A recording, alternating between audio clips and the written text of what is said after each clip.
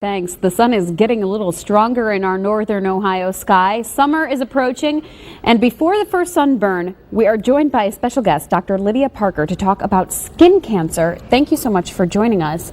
Skin cancer is becoming more and more common from the statistics I see. Is that something you're seeing in your practice? Absolutely. In my own office and nationwide, skin cancer rates keep going up and up and up each year. Is it that we're not taking good enough care of ourselves? Is it that it shows up later? Why is it a trend that we're seeing? The biggest factors are probably, one, our ozone layer is thinner than it used to be, sadly, so we're not getting as much protection from ozone.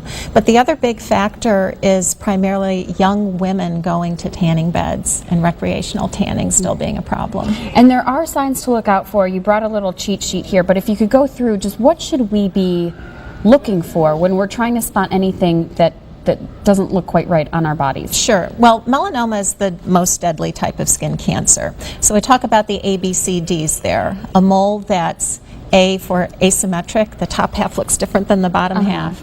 B, if the borders are jagged or hazy. C, as if the color, instead of being one shade of brown, it has some black or some red in it. That would be concerning. D, if the diameter is large, a larger mole might be a concern. And there's an E for evolving. The biggest predictor that a mole is bad is just that it's changing in any way at all. Have that checked. Now, as people age, I've noticed on myself, I don't know about anybody else, but little spots start to show up. Now, how often should we be getting screened, and how often should we go to a doctor and just check everything out? Most of us should be checked once a year. The American Cancer Society recommends now that starting at age 20 that we all get checked once a year.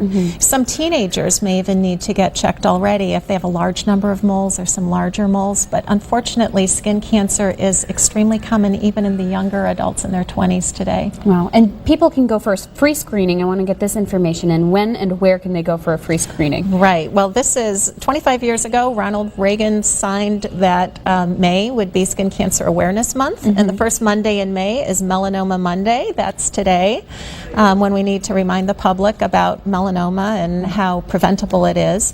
There are screenings all over the country. We have a free screening at Lake Health out in Mentor this Saturday from 9 to 3.